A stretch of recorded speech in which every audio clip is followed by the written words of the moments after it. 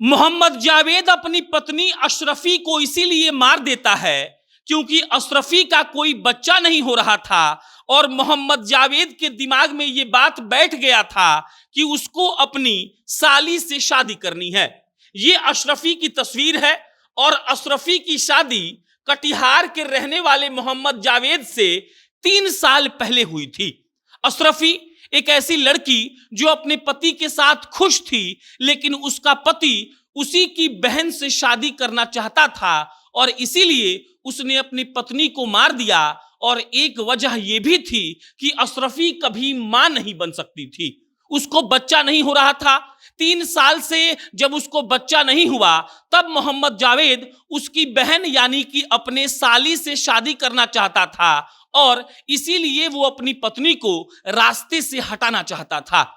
लेकिन जब आप उस कहानी को सुनेंगे कि मोहम्मद जावेद ने कैसे अपनी ही पत्नी को मार दिया, किसी और पर इल्जाम डाल दिया और एक ऐसा माहौल बनाया जिसको देखकर यह लग रहा था कि किसी और ने अशरफी की हत्या कर दी है, तब आप भी चौंक जाएंगे। पूरी कहानी आपको बताएंगे, कटिहार के मोहम्मद जावेद के बारे में बताएंगे। ये कटिहार का मोहम्मद जावेद है। ये देखिए कैसे इसको अभी पुलिस वालों ने पकड़ रखा है और कल मोहम्मद जावेद ने अपना जुर्म भी स्वीकार कर लिया है। कहानी की शुरुआत होती है आज से 3 साल पहले 2020 में। 2020 में कटिहार के रहने वाले मोहम्मद जावेद की शादी होती है अशरफी से। अशरफी 3 साल की शादी के बाद चाहती थी कि अपने पति के साथ खुशहाल जिंदगी जिए, लेकिन मोहम्मद जावेद को यह बात स्वीकार नहीं था। मोहम्मद जावेद की नजर इसी अशरफी की बहन यानी कि उसकी साली पर था और वो साली से मन ही मन मोहब्बत करने लगा था और वो चाहता था कि वो अपनी साली से ही शादी कर ले। 3 साल के बाद अशरफी का बच्चा भी नहीं हो रहा था और मोहम्मद जावेद के बारे में तो हमने आपको बताया कि कैसे वो चाहता था कि अपनी साली से शादी कर ले। इस कहानी की शुरुआत होती है मंगलवार को अशरफी और मोहम्मद जावेद, देखिए यहां बैठा हुआ है, मोहम्मद जावेद और अशरफी जाते हैं मार्केट में। दिन भर मार्केट में घूमते हैं, कुछ सामान खरीदते हैं और जब शाम को वो लोग लौटने लगते हैं तब बारिश होने लगती है।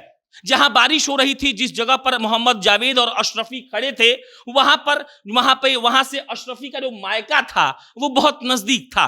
अशरफी ने अपने मायके वालों को फोन किया और कहा कि हम लोग मार्केट आए थे, बारिश में फंस गए हैं, इसीलिए अब हम लोग घर आ रहे हैं। मतलब अशरफी के मायके जाने का प्लान बना। मोहम्मद जावेद भी साथ था और 1-2 घंटे के बाद जब अशरफी के घर वाले अपने दामाद का और अपनी बेटी का इंतजार कर रहे थे, तब दामाद जी का फोन जाता है और इधर से आवाज जाती है, अशरफी की हत्या कर दी गई। 2-3 नकाब पोश लोग आए थे जो अपने चेहरे को नकाब से ढके हुए थे और उन लोगों ने अशरफी को मार दिया।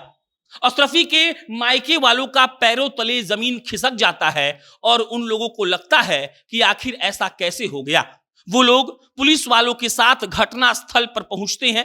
घटना स्थल नजदीक था, हमने आपको बताया कि बारिश हो रही थी, वहां से अशरफी का मायका नजदीक था और वहीं पर जाने की बात थी, लेकिन रास्ते में ही आखिर ऐसा क्या हो गया कि अशरफी अपनी जिंदगी से हाथ धो बैठती है।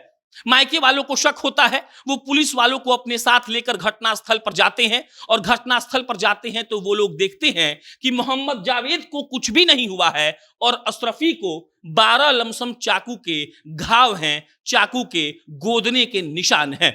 उसके बाद उन लोगों को शक होता है कि हो ना हो मोहम्मद जावेद ने ही उनकी बेटी को मार दिया है।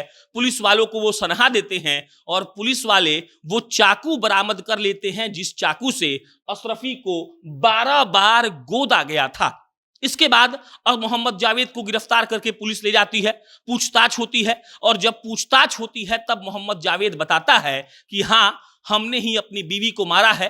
पहले वो अपनी बीवी को पानी में डुबाकर मार चुका था, उसके बाद चाकू से इसीलिए मारा ताकि वो कहानी बना सके कि नकाब पहनकर 3 लोग आए थे और इसकी बीवी को मारकर चले गए। लेकिन पुलिस वालों ने सब कुछ उगलवा लिया और मोहम्मद जावेद ने पुलिस वालों को ये तक बता दिया कि बीवी को बच्चा नहीं हो रहा था, इसीलिए हमको इसकी साली से शादी करना था, साली से हम प्यार भी करने लगे थे और इसको रास्ते से हटाना बहुत जरूरी था। अब जब जुर्म का उसने कबूलनामा दे दिया तो उसको जेल भेज दिया गया और अशरफी के घर वाले फूट फूट कर रो रहे हैं। पति पत्नी का रिश्ता जो सबसे पवित्र होता है, उस रिश्ते में क्या हो रहा है ये आपके सामने है। 3 साल पहले शादी हुई, बच्चा नहीं हो रहा था तो साली से प्यार हुआ, अब साली से शादी करनी थी इसीलिए अपनी पत्नी को मार दिया और एक ऐसा प्लान बनाया जिसको कटिहार की पुलिस ने एकदम से उसका उद्भेदन कर दिया और असलियत सबके सामने आ गई। बाकी इस केस में कोई अपडेट आएगा हम आपको इत्तला करेंगे। मेरा नाम प्रशांत है, फिर जल्दी किसी नई खबर के साथ मिलेंगे। धन्यवाद।